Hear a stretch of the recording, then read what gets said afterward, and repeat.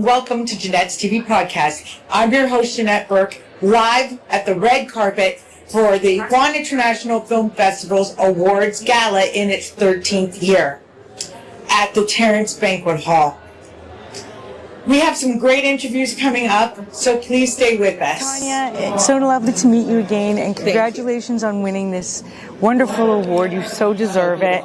You have so many great accolades and accomplishments in your life, and to think I grew up watching you on Young the Restless as Dr. Olivia.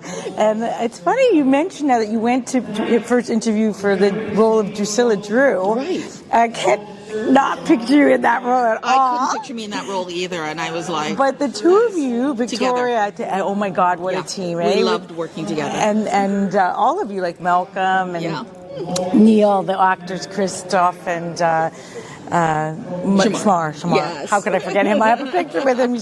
He is a great actor, He's too. an angel, really. So, what inspired you to start that Reelworld film festival? This was back in 2000, and I had my career started in the late 70s. I think I found it frustrating that I had to go to LA because there just wasn't enough work here in Canada. And I was coming back, and by 2000 I was still hearing young people say, there's not enough work, especially people of color. There's just not enough work here for us, and we have to go to the States. And I think that just frustrated me at that point, that by 2000 we were still in the same place we were in the late 70s. So Reelworld was really about finding Canadians who are Black, Indigenous, Asian, South Asian, people of color, and giving them a platform where they could create, where they could feel that they could get an audience to hear their stories and their points of view. And you know, one of the things you don't think about is when you're applying for funding, many times they ask you, have you ever screened at a festival? Have you ever won any awards? And there are a lot of diverse creators that couldn't get into the mainstream film festivals. You know, when you're Black, when you're Indigenous, when you're Asian, the doors weren't always open for you. So that was a barrier. They couldn't apply for these funds because they couldn't say they were at a film festival, and they weren't winning any awards at those festivals because they couldn't even get into the festival. So that was a big part of it for me. And then the festival just morphed into the fact that we were year-round programming. So we then changed it to Reelworld Screen Institute, where we do the festival, and we have producer programs and director programs and an amazing database, Access Reelworld, where people can go and hire people for over 100 professions. And how does the acting help you be a better activist? I think for me, I was an activist first, and that became why I did my acting. And then it's like comes back to, because I told you, part of my speech was, it wasn't that my drive was to become an actor, it was that my drive was to show a Black person in a different light. And that was the activism of what I did. I just used my acting to get that across.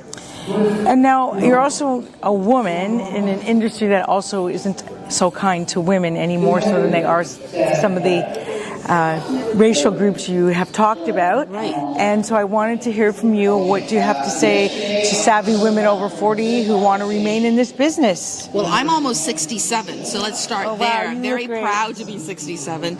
But I would say that women need to stay strong. You're not bending yourself. I don't worry about whether I look older or whether I'm fatter or because what's happening is I'm getting stronger, I'm smarter, those are the qualities that are more important as you get older.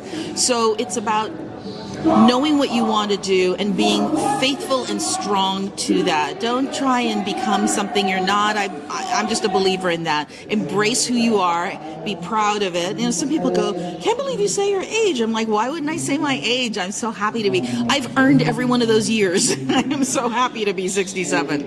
And do you have any new projects coming up in LA or Canada? Not at all. Reelworld is a full-time job for me. It is a 9 to 5, 5 days a week. I shouldn't even say 5 days a week. It is 7 days a week. We work all the time. So I do have agents that call me up saying, well, they want to know if you're available, to audition for this. And I go, I don't have the time. I don't have the energy. I mean, it is a lot of work what we do. We have like 14 different programs running year round including a 2-day summit, including the film festival that we do, and everything just grows. I have 12 full-time staff. It's a big business, and it's a lot of work.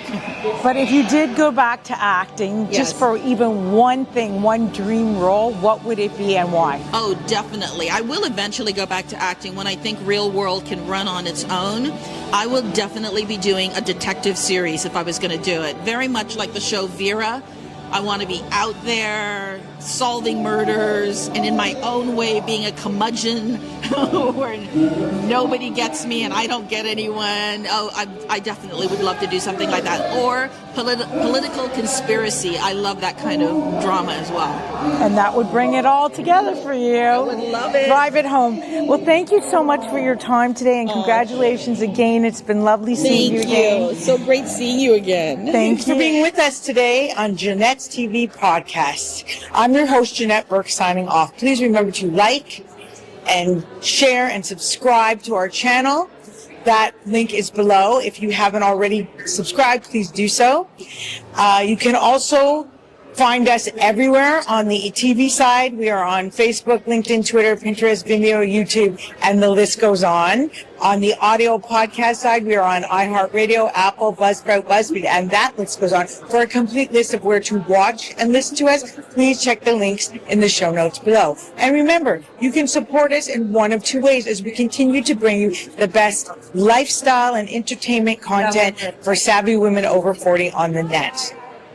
You can purchase a Janette's TV t-shirt and sweatshirt in your favorite size, color, with either the JTV logo and tagline or an inspirational saying made by me and a previous guest in a previous episode. The choice is yours. All orders contain shipping and handling are conveniently sent straight to your front door. You can also donate to our Patreon account. That link is below, and no donation is too big or too small.